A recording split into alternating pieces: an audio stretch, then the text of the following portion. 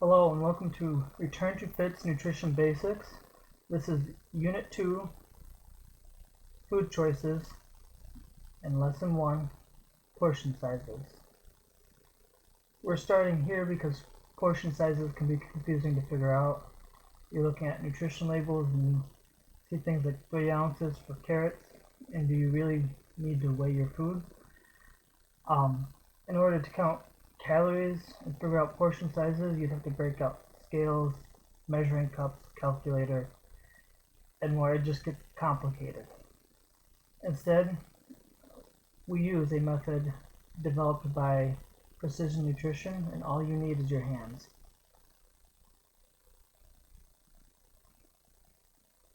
Your hands go with you everywhere, and their size varies according to the person. A bigger person needs more calories. They have bigger hands. A smaller person has smaller hands and needs less calories. So it's personal to the person.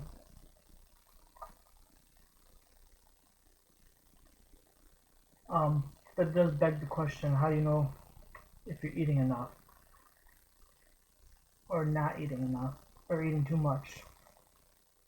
If you see progress towards your goal, then you're good. If you're not, you just add or subtract portions based on your goals, and you don't have to count calories.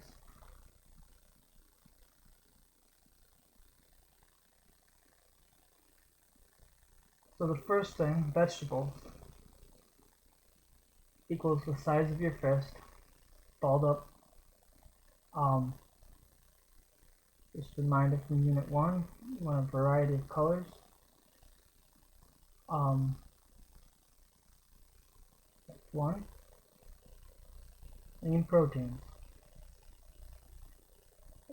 The protein should be the size of your palm, both thickness and diameter, or circumference, however you want to measure. Things like meat, eggs, cheese, yogurt. Carbs, fruit, grains, legumes. 1 cupped handful is a serving. Healthy fats, and that's a thumb if you can't tell. Nuts and seeds, whole milk and coconut milk, oils and butters. All of those can be measured by the size of the thumb. Now, real quick to tackle something, if you look at the milk here and then the skim milk from proteins, obviously you can't measure that with your hands, but it does give you an idea of the difference between the fatty milks and the lean milks, of how much the difference in calories between the two. Whole milk has a lot more calories because it's got a lot more fat, and so if you were to choose whole milk to drink, you would drink less than you would if you were choosing skim milk.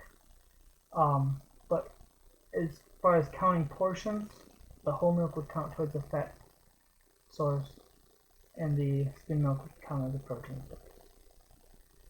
Leading us to beverages. Water, coffee, tea. 8 ounces is a typical serving of most beverages that do not contain calories. And I make this point as much as I can. If you have a beverage with calories in it, it falls into another category. I just talked about the milk and the 2 different milks, but think of a can of soda. That's a carb-dense food. It is not a beverage. Not when you're trying to eat healthy. I mean, obviously, technically it's a beverage, but in this scheme, not a beverage. Carb-dense food, and you want to adjust your eating accordingly to take that into account. Now I said you don't need to break out measuring cups, and here I am throwing ounces at you. A typical glass is 16 ounces. If you don't know how big your glass is, just guesstimate that it's between 8 and 16 ounces. Most of them are 16 ounces, so if you have a full glass, you're getting 2 servings of water. A typical coffee cup is 8 ounces, a typical tea cup is 6 ounces. There are bigger ones. The and if it's a bigger one and you know it's a bigger cup, keep that in mind. The majority of your beverages should come from water, even though coffee and tea is on the list.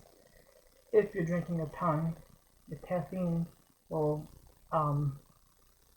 have the diuretic effect and actually dehydrate you versus hydrate you. A couple cups of coffee a day, a glass of tea, isn't going to have a huge effect.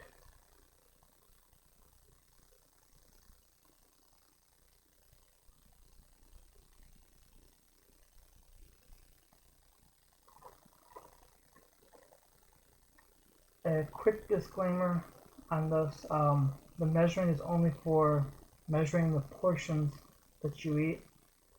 And I know it sounds obvious, but it's not for measuring, for cooking. I was supposed to need to clarify that. Don't forget to download your downloads. For this one, the food choices and portion sizes is all in one download.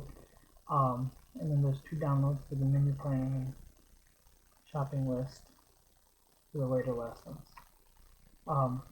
Another reminder, before making any drastic changes to your nutrition or beginning an exercise program, talk to your healthcare provider, especially if you have any ongoing health issues. And if you like this lesson, check out more of what we offer at returntofit.com. Invite a friend to the class. The more people, the better the discussions. And we have our 28-day at-home fitness plan available at returntofit.com. So give that a look. Thank you, and I'll see you in the next lesson.